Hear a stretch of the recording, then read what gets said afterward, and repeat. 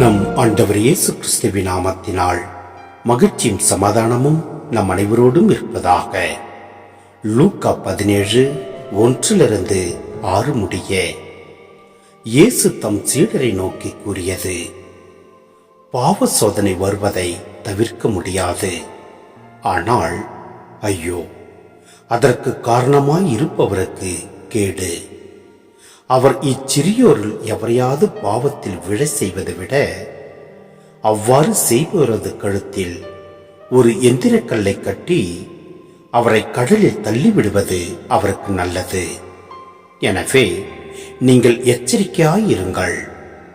உங்களுடைய சகோதர சகோதரிகளுள் ஒருவர் பாவம் செய்தால் அவரை கடிந்து கொள்ளுங்கள்.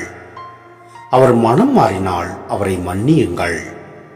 ஒரே நாளில் அவர் 7 முறை உங்களுக்கு எதிராக பாவம் செய்து 7 முறையும் உங்களிடம் திரும்பி வந்து நான் மனம் மாறிவிட்டேன் என்று சொல்வாரானால் அவரை மன்னித்து விடுங்கள்.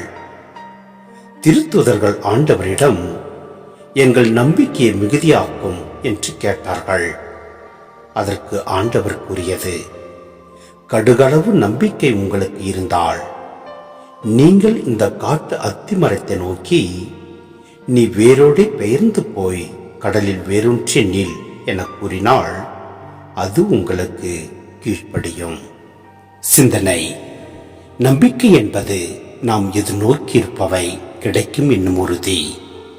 கண்ணுக்கு புலப்படாதவை பற்றிய ஐயமற்ற நிலை என்று எபிரேயர் 11:1 நாம் பார்க்கின்றோம். ஆம், ஆபிரகாம் ஆண்டவன் மீது நம்பிக்கை கொண்டார். அதை ஆண்டவர் அவருக்கு நீதியாக கருதினார் என்று நாம் பார்க்கின்றோம். ஆண்டவரின் வாக்கு நேர்மையானது. அவருடைய செயல்கள் எல்லாம் நம்பிக்கைக்குரியவை. நம் உள்ளம் அவரை நினைத்து களிக்கூறும். ஏனெனில் அவரது திருப்பெயரில் நாம் நம்பிக்கை வைத்துள்ளோம். அந்த நம்பிக்கையானது நம்மில் என்றும் நிலைத்திருக்கும்படியாக நம் ஆண்டவரிடத்தில் நாம் மன்றாடுவோம்.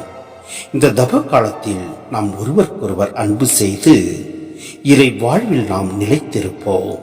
நம்பிக்கையோடு நாம் செயல்படுவோம். எல்லாம் வல்ல இறைவன் நம்மை நிறைவாய் ஆசீர்வதிப்பார். ஆமென்.